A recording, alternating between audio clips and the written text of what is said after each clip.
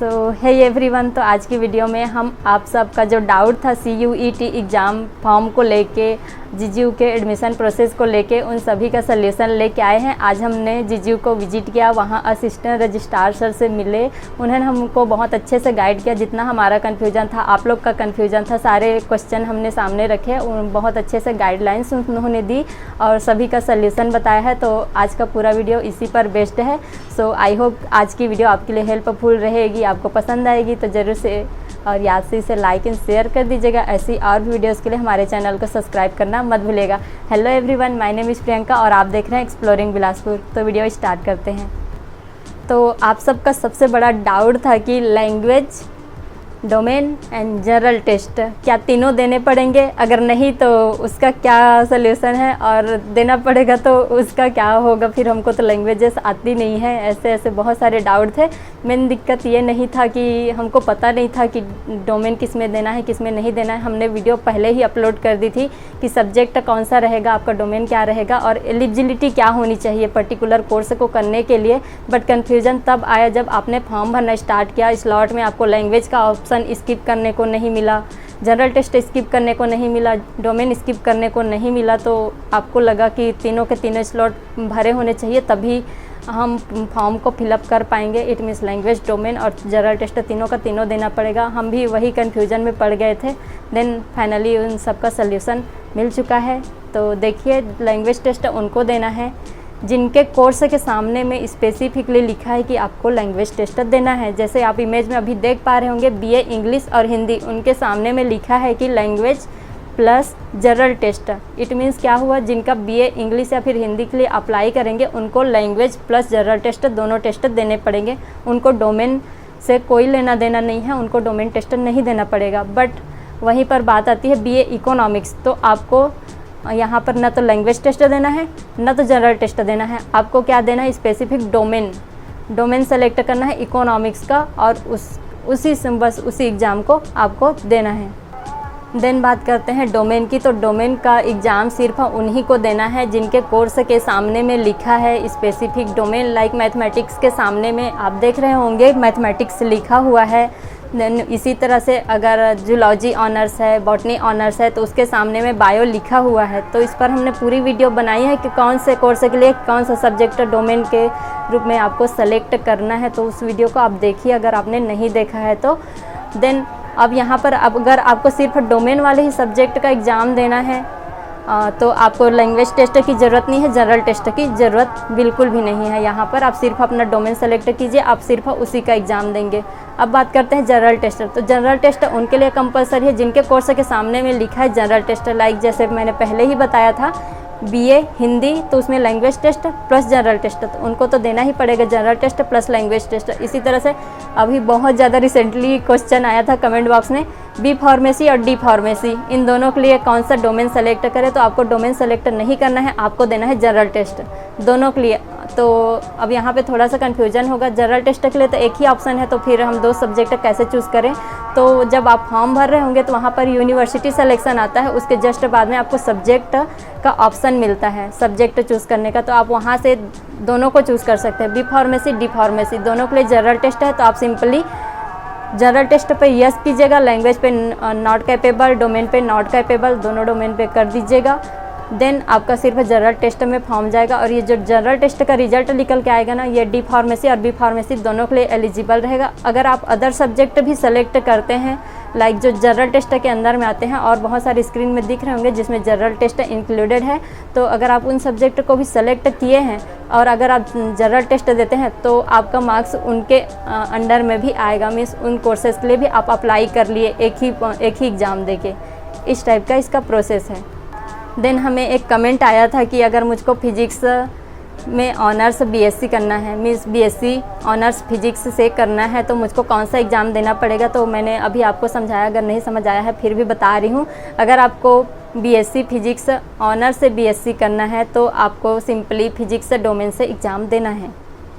आपको अदर कोई भी और लैंग्वेज टेस्ट या फिर जनरल टेस्ट नहीं देना है। देन क्वेश्चन आ रहा था कि अब यहाँ पर फिजिक्स ऑनर्स बोल दिया गया, डोमेन हमने सेलेक्ट कर लिया फिजिक्स। देन बात करते हैं सिलेबस की, तो सिलेबस का भी हमने वीडियो बना दिया है, कहाँ से आपको सिलेबस का PDF मिल जाएगा, उसको डाउनलोड कीजिए, खोलिए, देखिए कि उसमें क्या क्या इंक्लूडेड है, उन सब को पढ़िए। तो यहाँ पर आपको फिजिक्स को छोड़ के केमिस्ट्री या फिर मैथ्स ये सब पढ़ने का झंझट नहीं है। उसमें क्लियर जितना फिजिक्स के टर्म्स लिखे हैं, जितने चैप्टर्स लिखे हैं, उन सब को पढ़ना है। और सारे के सारे जो क्वेश्चन है वो 12th के NCERT बुक से आएगा। मीन्स अगर फिजिक्स ऑनर्स आप ले रहे हैं तो 12th का फिजिक्स का बुक उठाइए NCERT का, उससे पढ़िए, सिलेबस मैच कर करके टॉपिक्स को पढ़िए, उसी के रिगार्डिंग क्वेश्चन आएगा, आउट ऑफ सिलेबस नहीं आएगा।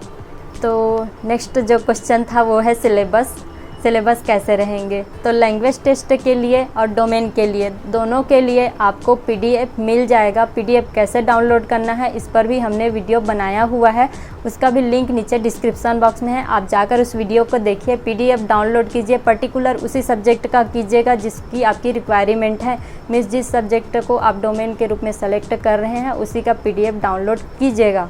देन अगर आपको एक्स्ट्रा, अगर आप डोमेन जैसे आप फिजिक्स, केमिस्ट्री, मैथ्स तीनों के लिए अप्लाई करते हैं तो आप तीनों को डाउनलोड कीजिए, तीनों से पढ़िए। और सिंपली ये जो है 12th के NCERT बुक, लाइक मैथमेटिक्स है तो mathematics NCERT book 12th class, physics है तो physics NCERT book 12th class का सेम रहेगा। 12th क्लास का बुक होना चाहिए, NCERT का बुक होना चाहिए। देन अगर आपको अभी भी कन्फ्यूजन है कि अगर आप फिजिक्स ऑर्डर से दे रहे हो, फिजिक्स आपका डोमेन है, तो आपको केमिस्ट्री या फिर मैथ्स से पढ़ना पड़ेगा, तो ऐसा बिल्कुल भी नहीं है, आपको सिर्फ फिजिक्स से पढ़ना पड़ेगा। आप देखिए सिलेबस खोल के, उस पर जितना टॉपिक्स दिया हुआ है ना, बस आपको उतना पढ़ना है। देन बात करते हैं जनरल टेस्ट की। जनरल टेस्ट जिनको देना है उनका सिलेबस क्या होगा, तो इसमें जो हमने सबसे पहली वीडियो डाली थी, जो नोटिस आई थी NTA के तरफ से CUET का, उस पर मेंशन कर दिया गया था कि जनरल टेस्ट का सिलेबस क्या होगा। उस पर मेंशन रहेगा, आप स्लाइड में भी देख पा रहे होंगे। GK, देन है general mental ability, current affairs और न्यूमेरिक एबिलिटी और रीजनिंग, इन्हीं से आएंगे। जो सिंपली बोल सकते हो, जो जनरल का मतलब ही यही हो गया कि GK वगैरह मेंशन रहेगा, लॉजिकल क्वेश्चन आएंगे। तो सिंपली इसका सिलेबस इतना है। बट अगर आपको उस PDF फॉर्मेट में मिल जाती है तो बहुत अच्छी बात है, आप स्क्रॉल डाउन करके देखिएगा। मैंने देखा था बट मुझको नहीं दिखाई दिया, मे बी हो और मैंने नहीं देखा हो, या फिर मे बी हो ही ना।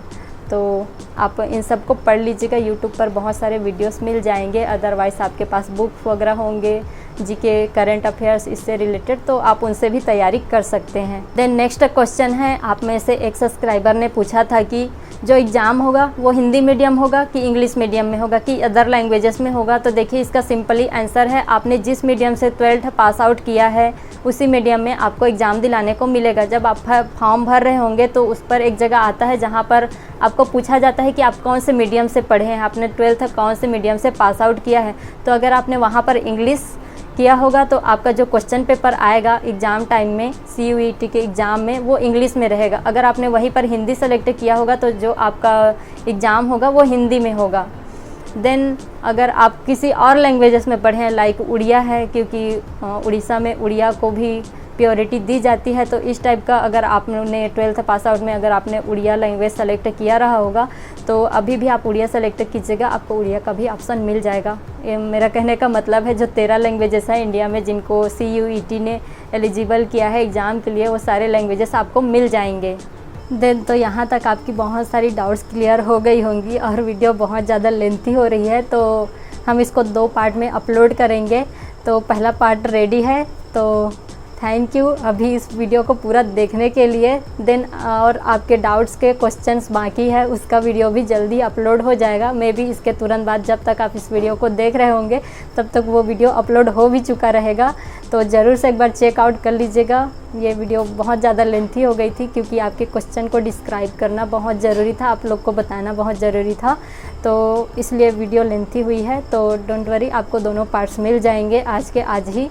तो ज़रूर से अगर आपको ये वीडियो हेल्पफुल लगी है तो ज़रूर शेयर कर दीजिएगा और सब्सक्राइब ज़रूर से कर लो अगर आपने अभी तक सब्सक्राइब नहीं किया है। आप लोग के लिए हम लोग इतना मेहनत कर रहे हैं, तो प्लीज़ थोड़ा सपोर्ट आप भी दिखाइए हमारे तरफ, और ज़्यादा से ज़्यादा हो सके तो आपके फ्रेंड सर्कल में शेयर कीजिए ताकि उनको भी एग्ज़ाम दिलाने का मौका मिले, उनके भी डाउट सारे क्लियर हो जाएँ। तो थैंक यू एवरीवन, अभी की वीडियो में बस इतना ही। तो मिलते हैं अगले वीडियो में। Tata bye bye.